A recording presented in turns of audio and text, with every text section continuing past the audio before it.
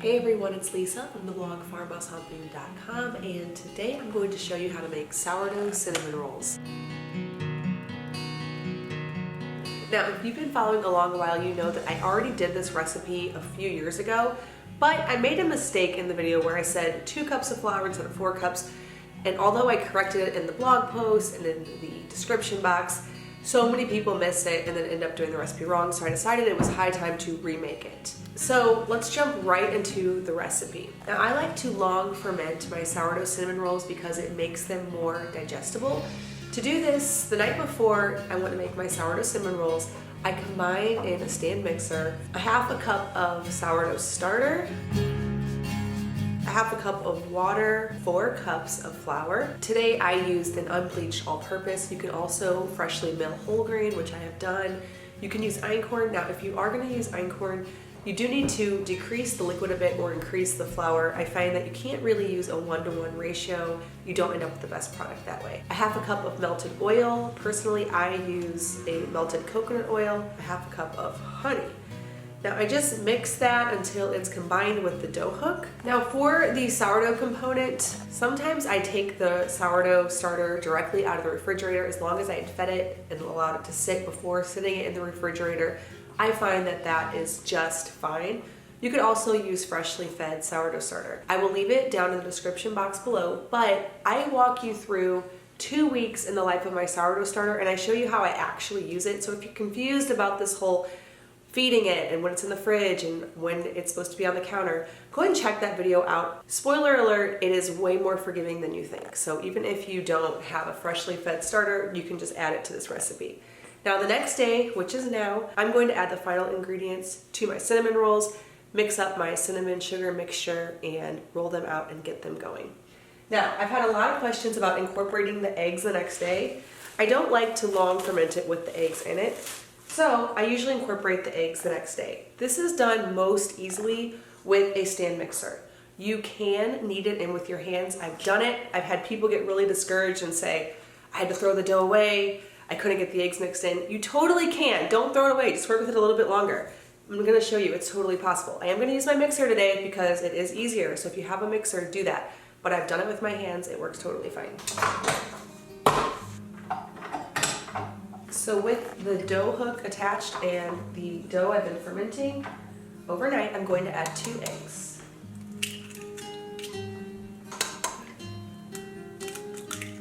I'm also going to add a teaspoon each of baking soda and baking powder and half a teaspoon of salt. Now I'm just going to get this going.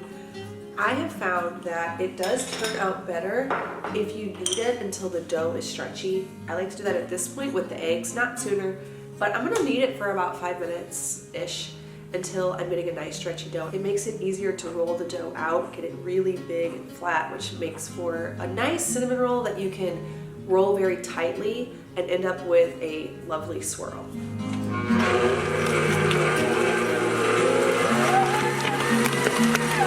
Sometimes you have to turn the speed up for it to really get a hold of the dough, but once it does, you can turn it a little bit slower and allow it to knead.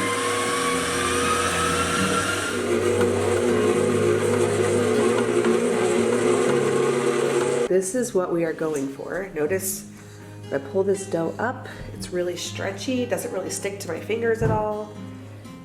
If I can pull it out, I'll show you. It even passes what's called the window pane test. And this just means that you can stretch it so thin that you can almost basically see through it like a window. See, that's what you're looking for. Now, I find another tool that's really helpful for me as I'm rolling these out and trying to roll them up is one of these scrapers. Whenever I roll it really flat, when I'm trying to get it to come up, that's really helpful. You can also do a light dusting of flour on your countertop. Now, of course, the flour that you sprinkle won't have the digestion benefits of sourdough, so use sparingly. I'm just going to get this dough on the counter and start rolling it out. I also have a half cup of softened butter. I have had this sitting out since this morning to soften. Now, you could, of course, melt it in a small saucepan. It's a little bit more difficult to work with it when it's that runny, but it's totally doable. I've done it many times. In fact, pretty much every other time except for whenever I knew I was making this video today. I just melt it and spread it out that way. But if you can get some nice softened butter, that works really great. You can see all of these nice bubbles that are in here from rising overnight. Such nice stretchy dough. That's exactly what you're going for. Almost to where it retracts back in whenever you spread it. That is what you want. I'm gonna do my half cup of softened butter, a cup of brown sugar. You can use organic to make this slightly more healthy, and 2 tablespoons or more of cinnamon. More is better. Okay, I'm just gonna spread this out evenly. I like to roll mine out pretty big, just so I can get more swirls.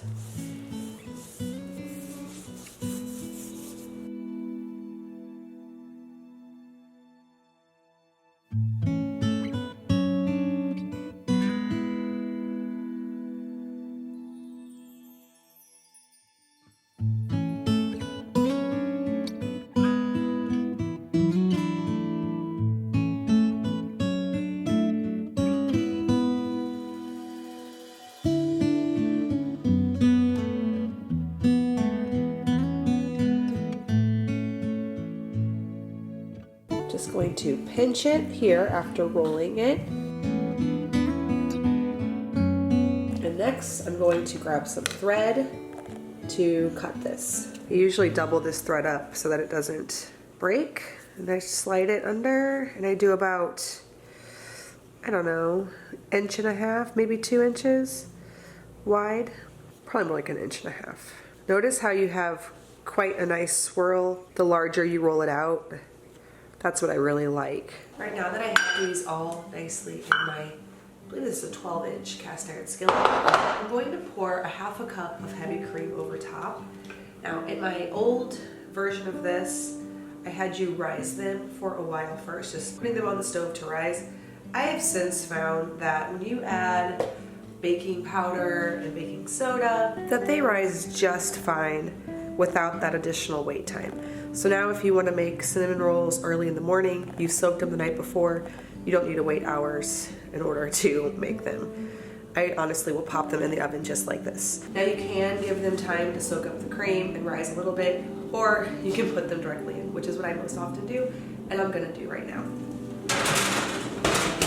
Right, I'm just gonna allow them to bake for about 20 to 25 minutes at 375 degrees. Meanwhile, I'm going to get my topping going. I've had some cream cheese sitting out. I'm gonna put this along with 1/2 cup of maple syrup, 1/2 cup of cream, a little vanilla, and give it a blend with my immersion blender. I'm going to heat this up just a bit so I can melt this cream cheese a little bit more. It is softened, but just a little bit.